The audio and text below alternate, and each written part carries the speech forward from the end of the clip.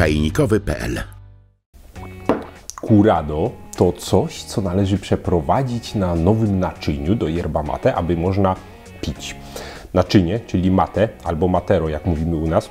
Właśnie to jest ciekawe, bo oryginalnie w ogóle yerba mate znaczy zioło pite z mate, czyli z naczynia do mate, czyli w ogóle to naczynia do picia, więc teoretycznie nazwą naczynia jest mate, tyle że my mówimy mate na yerba mate, pomijając yerba, albo czasem mówimy po prostu yerba. Jest to tak zaplątane, że funkcjonuje po prostu matero jako naczynie do yerba mate, przy czym to słowo też czasem oznacza osobę parzącą yerba mate, więc można by powiedzieć, że matero parzy w matero, mate, albo matero parzy w mate, mate i mniejsza. Generalnie wiecie, o co chodzi. Jest naczynie do yerba mate i musimy zrobić curado. O ile curado tykwy, kalebasy jest szeroko znane i pojawia się na różnych blogach różnojęzycznych i my o tym mówiliśmy już nieraz, i nawet był film, jak to robię, więc zajrzyjcie, jeżeli chcecie zrobić curado kalebasy, ale są inne naczynia do yerba mate, między innymi kuja, która też jest z tykwy i to nie jest kalebasa, bo tak na dobrą sprawę kalebasa jest to owoc dzbaniwa kalebasowego, a dzbaniwo kalebasowe zalicza się do tykw. No a to nie jest zrobione z dzbaniwa, tylko z tykwy innego gatunku. Więc samo słowo kuja oznacza właśnie tykwa. No i możecie znaleźć to pod nazwą porongo. O ile dobrze to wymawiam, nie wiem czy nie porongio jakoś. Sprawdzimy. Tak czy inaczej, porongo to jest nie tyle naczynie, co część tej tykwy, bo jesteście w stanie sobie wyobrazić tę tykwę, prawda? Rośnie taka dynia i ma tu taki no, taką górę, nie wiem jak to nazwać, te tykwy mają kształt takich trochę ósemek, tylko no, sami widzicie ten kąt, który tu wychodzi, sugeruje, że tu była taka dynia duża. A tu jest ta mniejsza część. Zauważcie, że dzbaniwo kalebasowe, kiedy macie zwykłą tykwę, ono jest prawie że idealnie okrągłe. Natomiast takie tykwy mają to tutaj coś. No i to coś obcięte w tym miejscu, że tworzy się taki kielich, to jest właśnie poronio, czy porongo. Z kolei ta reszta, jeżeli ktoś by chciał aż takie wielkie matero, to może sobie z tego też pić, taką mieć skorupę, ale ogólnie wykorzystuje się to, albo jeszcze kawałek jako podstawkę. To rozwiązanie moim zdaniem nie jest dla mnie aż tak estetyczne, jak często dorabiane tutaj nóżki. Na pewno widzieliście, że takie kuje mają z drutu takie ładne, ozdobne jakieś nóżeczki, czy tam powiedzmy nawet nie z drutu, a z czegoś tam fajnego, a no to wiecie, taki plaster, nawet nie wiem z czego to się wzięło. To jest chyba w ogóle inna dynia, bo nie z tej, no gdzie by to było. Tak czy inaczej stoi, bo samo z siebie nie stoi. No i to również trzeba wykurować, trzeba to przygotować i spośród różnych dziwnych metod na curado również takiej tykwy znalazła się ta, która zachwyciła mnie szczególnie, czyli curado przeprowadzane ogniem. A curado przeprowadzane ogniem robi się za pomocą spirytusu. Spirytus to coś, co będzie się dobrze paliło. Ogólnie możecie użyć dowolnego wysokoprocentowego alkoholu, który jest palny, ale no, spirytus jest najpewniejszy, bo to jest prawie 100% alkohol, więc pali się wspaniale. Co my potrzebujemy, żeby to zrobić i w ogóle po co my to robimy?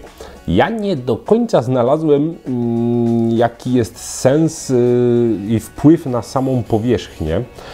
Jest na pewno tak, że to intensywnie dezynfekuje, wypala i sprawia, że pokrywa się powierzchnia naczynia od środka taką warstwą nadpalonego czego? No nie wiem jak to nazwać, drewna, no to nie jest drewno, no tej skorupy, tej tkanki.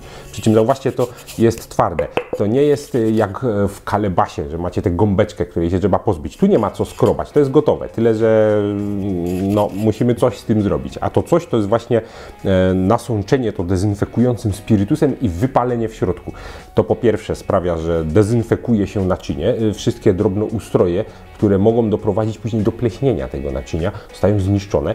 Poza tym zmienia się struktura, bo ogólnie naczynia się hartuje, czyli długo z nich pije, przez co one wpajają esencję yerba mate, robią się bardziej zwarte, nie mają szczelin, nie mają dziurek. I tutaj my to robimy za pomocą ognia, ponieważ kiedy to się wypala, to tak jakby się uszczelnia. Oczywiście to nie będzie przeciekać, chodzi o uszczelnienie tej warstwy, która mogłaby wpijać yerba mate, czy w ogóle wodę i później pleśnieć. Krótko mówiąc, musimy podpalić takie naczynie. Będziemy potrzebowali później coś, żeby wyczyścić z nadmiaru sadzy. Ja mam nadzieję, że nie zrobię tu pożaru, więc ostatni łyczek dla animuszu i przechodzimy do podpalania. Po pierwsze, zrywamy państwowe symbole.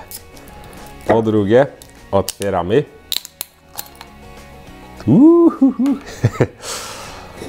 I nalewamy do nowej kuli. Można się pozbyć najpierw jakichś pyłków, okruszków, można ją przepłukać wodą, ale ta jest już czysta, więc nalewamy. Nalewamy ile tam chcemy, można nawet więcej, bo jak już nie będzie nam ten spirytus do niczego potrzebny. I teraz kręcimy sobie tak, żeby to ładnie się rozprowadziło. Potrzebujemy coś, gdzie zlejemy resztę spirytusu, żeby nie wybuchło, więc możemy od razu przechylać i jeszcze oblewać krawędzie, wylewając już nawet ten spirytus. O.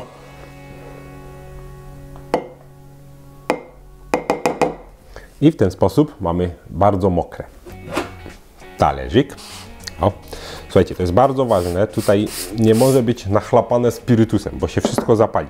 Co ciekawe, jeśli się polało gdzieś tutaj, powinniście to zetrzeć papierowym ręcznikiem. Ten ręcznik to też z dala od ognia. I uwaga, podpalamy teraz. O, spirytus w kubku też trochę odsuniemy. Podpalamy. A. Teraz musimy kręcić tym. Jak widzicie, pali się dość intensywnie. Musimy tym kręcić, tak żeby się to dobrze opaliło. Również w środku. Możemy to odwracać. Musicie uważać, zobaczcie. Ja już spaliłem trochę włosów. Buchnęło. Za dużo spirytusu zostało w środku. I coś takiego teraz przygaszamy.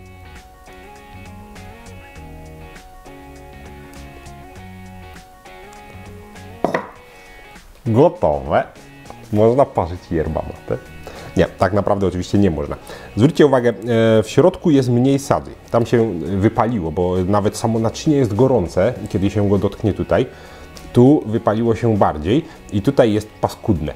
I teraz potrzebujemy papieru ściernego po to, żeby oczyścić to i pozbyć się reszty tej sady.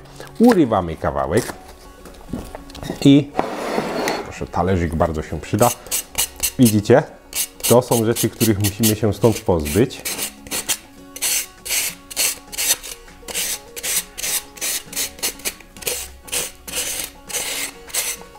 To jest mięciutka sadza, taki kopeć. To pozbywamy się tego bez problemu. Jeżeli byłoby Wam niewygodnie, można wziąć taki kuchenny zmywak i owinąć go trochę papierem ściernym.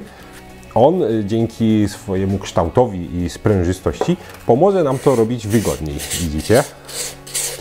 Bardzo dobrze, że się zebrało tyle sady, ponieważ ona dowodzi, że się wypaliły takie drobinki z powierzchni tej tykwy.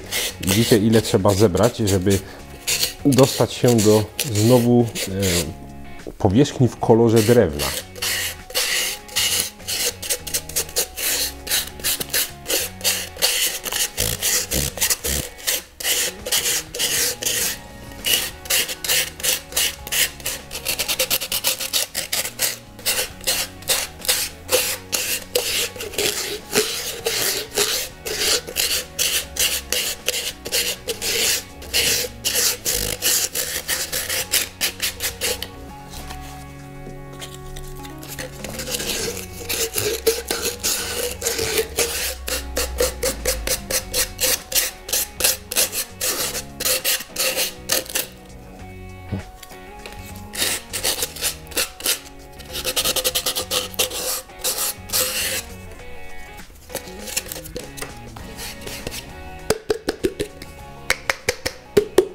Co na koniec? Troszkę wody. Może być od yerba mate. Musimy to opłukać.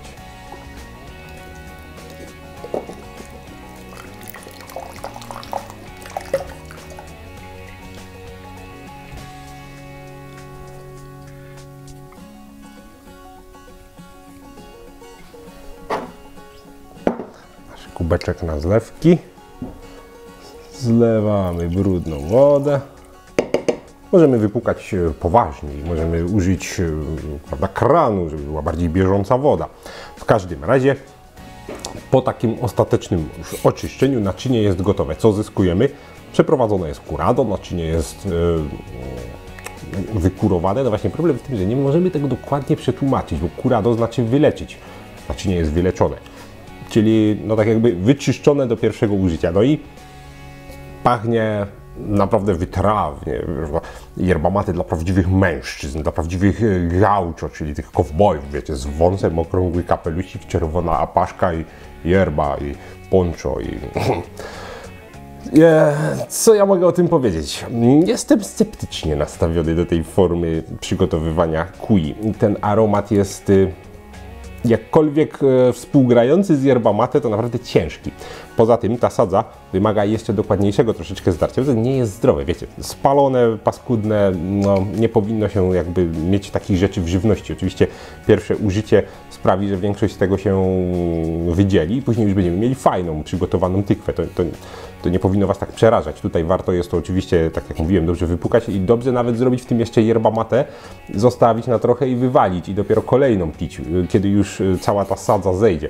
To naczynie będzie wtedy fajne i gotowe. Niemniej można to zrobić troszeczkę tak jak przy tradycyjnej tykwie, przy zwykłej kalebasie. Oczywiście nie wydrapujemy, ale można ją wykurować esencją yerba mate. Pamiętajcie tylko, że nie jest to Palo Santo i to może spleśnieć. Tak jak tykwa może spleśnieć, tylko Palo Santo się samo z siebie dezynfekuje, więc nie można robić w nieskończoność curado i nie można zostawiać tam fusów. Tak czy inaczej spirytusowe curado, ogniem, mnóstwo dymu, spalonych włosów i śmierdząca kuja w efekcie.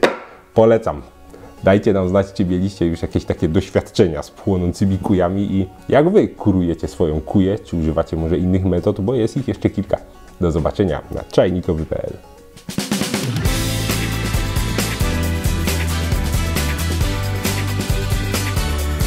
Czajnikowy.pl